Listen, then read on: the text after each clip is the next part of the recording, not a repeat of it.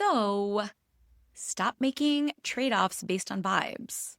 Make your trade-offs based on real data. And that starts by knowing what you want to accomplish. And the best time to think about it is in your 30s.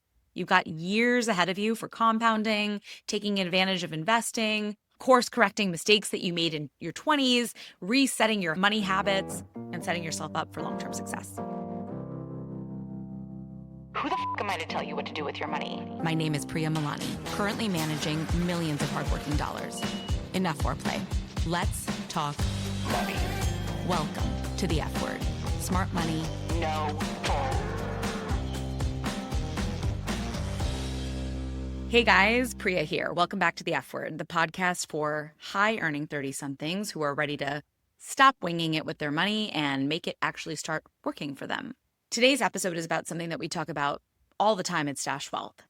Your 30s are the most financially defining decade of your life. You might not realize it yet, but this is not only the decade where the most important financial decisions of your life are being made, but the ones that will impact and shape the decades to come.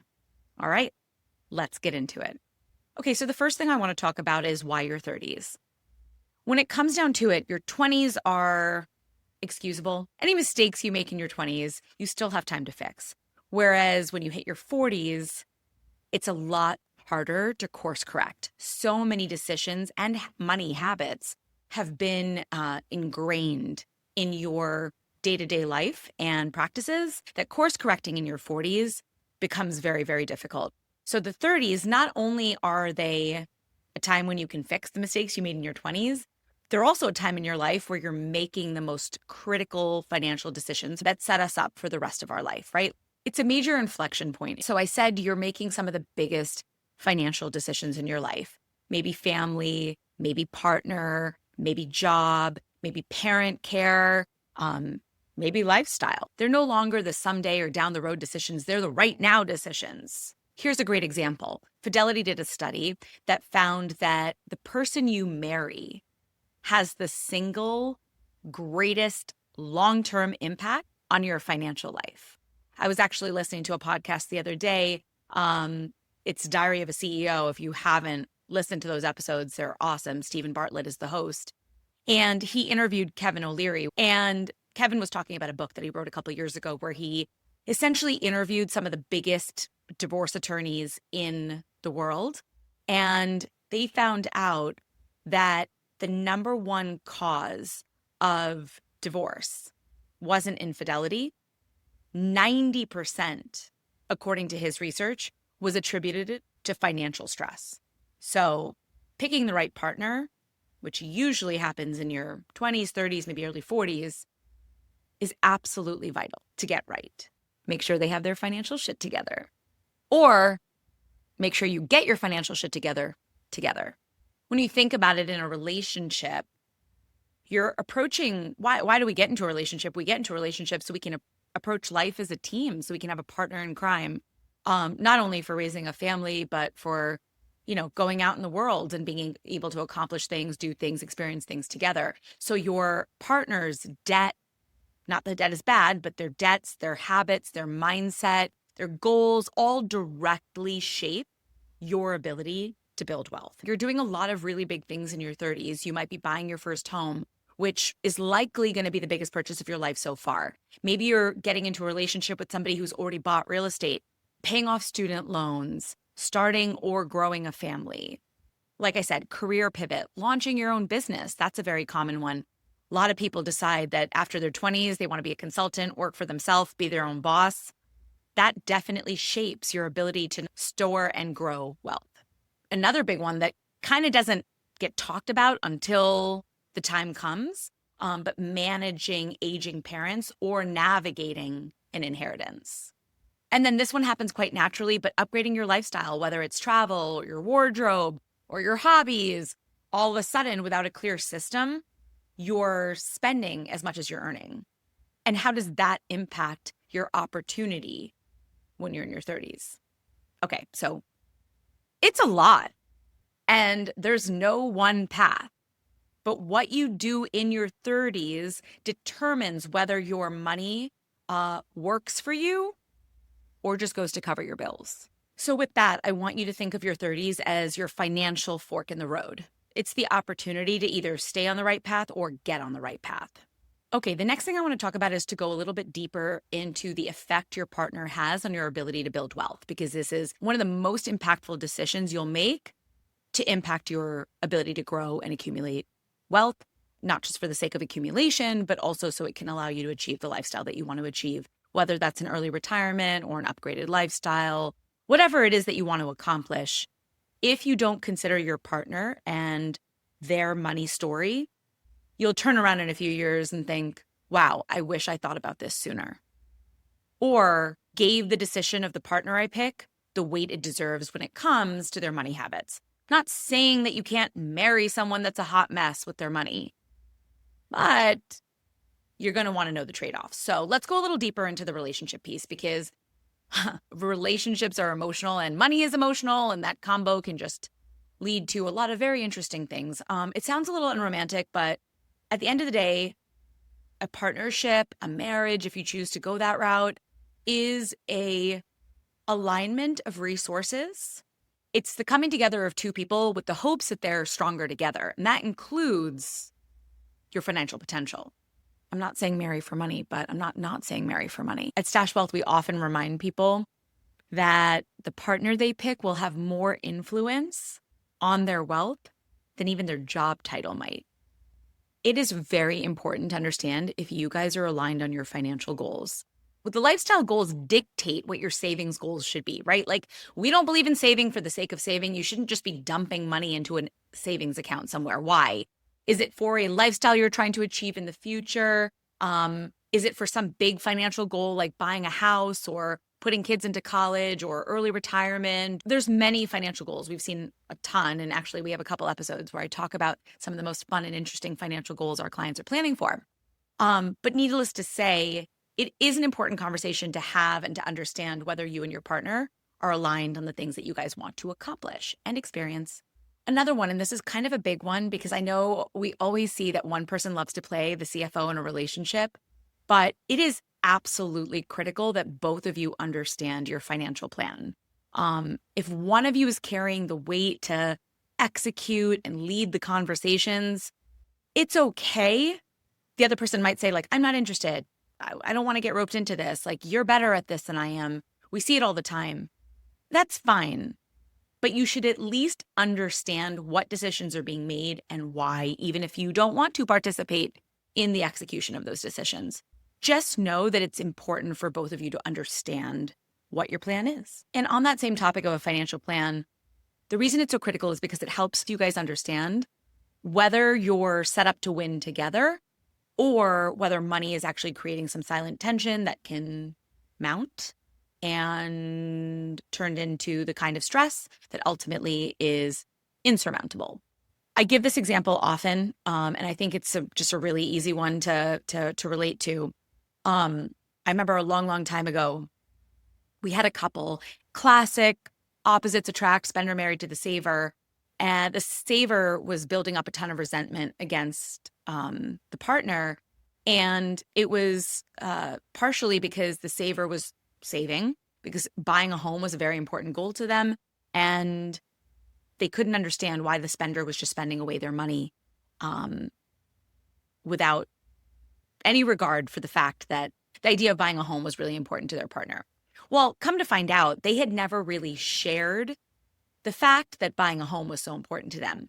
And I find this a lot, like when one partner doesn't know or isn't aware of what the other partner's goals are, yeah, where is the motivation to help? Obviously, why wouldn't I buy another pair of shoes? That's me. When I don't know what my trade-offs are.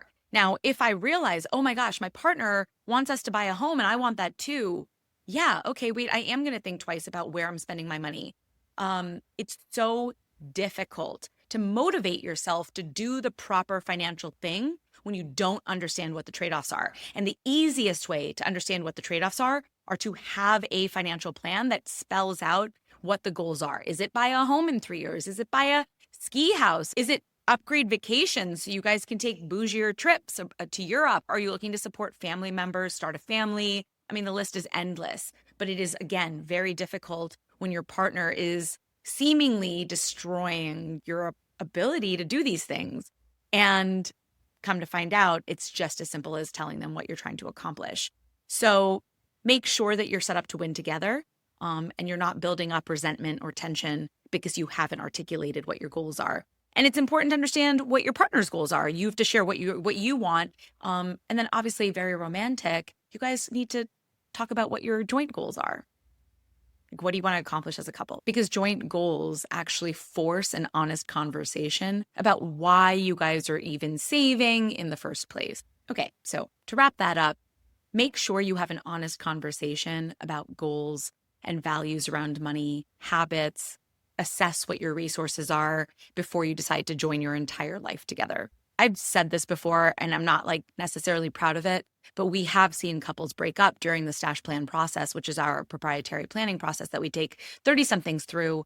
You know, not the best feeling, but then again, I guess there is a silver lining to suggest that you find out you're not aligned sooner rather than later. Hey, quick gut check. If everyone around you is buying houses, upgrading jobs, or investing confidently and you're still winging it with your money, go to stashwell.com and let's fix it before another year slips by. Okay, and the last thing about your 30s being absolutely critical when it comes to setting yourself up for financial freedom, financial success, however you define it, is that this is the time, and I've talked about this, where kids come into the picture, your careers are stepping up, and your lifestyles are escalating as well. You might be wondering, are you living a lifestyle you can actually afford?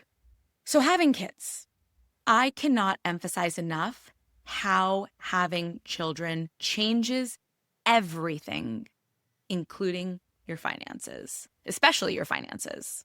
There's diapers, there's daycare, there's private school, there's the deposit for private school. The cost of raising a child is high, which makes the cost of not planning ahead even higher. In your 30s, we see major career growth for people. They go from making good money to making more money than they ever imagined. And what goes up with it?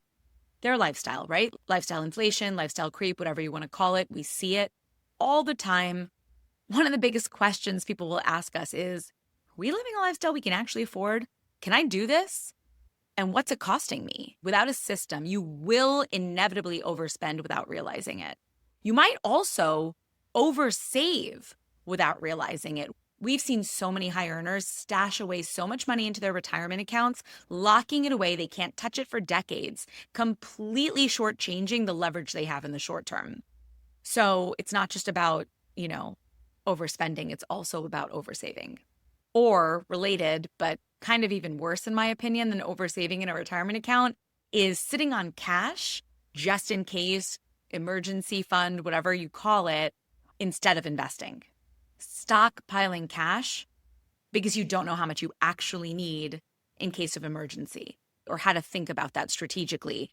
At the end of the day, you should have a stockpile of cash, but that should be your first line of defense, not your only line of defense. And if you're just stashing away as much cash as humanly possible because it's your only line of defense, you're robbing yourself of your wealth potential. So stop making trade-offs based on vibes. Make your trade-offs based on real data.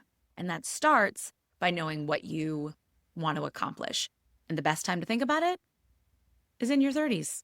You've got years ahead of you for compounding, taking advantage of investing, course correcting mistakes that you made in your 20s, resetting your money habits, and setting yourself up for long-term success. A lot of times what we're doing is just helping clients get real about what their money can do for them, building in that lifestyle cushion, that guilt-free spending, as well as long-term strategy. And then ultimately helping them avoid the trap of making decisions from stress instead of clarity. So if you're in your 30s, now's the time to get your financial shit together. If you felt overwhelmed by how many financial decisions you're facing right now, know this. Financial advisors are no longer just reserved as a smart decision super rich people are able to make. You're in the most defining decade of your financial life, and there is no shame in calling in help, especially help that's so specialized, it gets you richer even quicker. Before I let you go, I want to tell you about a quick study done by Vanguard a couple years ago called the Advisor Alpha Study. So this is a very widely cited research study that was conducted about the wealth management industry and specifically the value of a financial advisor. That's what alpha is. What is the value an advisor can bring to a client relationship? And it surfaced that following wealth management best practices with an advisor can yield 3% in net return. So like after fees, the average advisor can deliver about 3% in added value and come from the following best practices. So the first one is behavioral coaching. It is estimated that 1.5% per year gets added in helping clients avoid making emotional decisions like panic selling during a downturn. Portfolio construction. This is the second one, estimated to add an additional 1-ish% per year. And I'm not talking about stock picking. I'm talking about focusing on strategic aspects of wealth management, like asset allocation and asset location. And then the third best practice is actual wealth management is estimated at delivering an additional about 0.5% per year. And that encompasses things like rebalancing or drawdown strategies, which you don't have to worry about till later because you're in your 30s and you're not drawing down, you're accumulating. This study was done assuming a comparison with the average individual investor managing their own portfolio in the quote, right way. I'm not saying you have to use an advisor, but I think a lot of people out there are talking about the fact that advisors charge a fee, and they do, but you get something for it. If you want help, if you want someone to help you build, if you want the right plan, you don't have to do it alone or in the dark. All right, guys, we've hit the best bite portion of the podcast where I talk about my absolute best bite of the last week. So this one I'm kind of scared to talk about because this restaurant is so fabulous. I really don't want anybody to know about it, but I'm sharing it with you. The restaurant is in, I guess I would call it the West Village. It's called Kike Crudo, and it's walk-in only. There's like maybe 20 seats, and it's mostly seafood. The freshest seafood. It was so amazing. Every dish I got was fantastic. But my absolute best bite of the last week was a dish called the torta. I'm going to butcher this. The torta de jaiba. Torta de jaiba. It was a little flat torta. What's a torta? A tortilla. It was a crispy little chip with the most delicious crab salad on it, sliced radishes, a little bit of like an avocado puree, some chilies on there. It was so good. I have to go back ASAP. I can't wait to go back. Enjoy. Okay. If this episode helped you rethink your priorities or just helped you feel seen, share it with a friend. And hit follow so you don't miss what's coming next. All right. Thanks for listening to The F Word. We'll see you next time. Thanks for listening to The F Word with Priya Malani. If you like what you heard, hit subscribe wherever you're listening and leave us a review while you're at it. We're approval junkies. Don't forget, you can find a ton of great resources, content, courses, and other freebies at stashwealth.com. Now, for the capital S stuff our lawyers want us to say. StashWealth is a registered investment advisor. Content presented is for informational and educational purposes only and is not intended to make an offer or solicitation for any specific securities, product, service, or strategy. Consult with a qualified investment advisor, that's us, before implementing any strategy. Investing involves risk, including the loss of principal. Past performance does not guarantee future results. There, we said it. Did I have that up?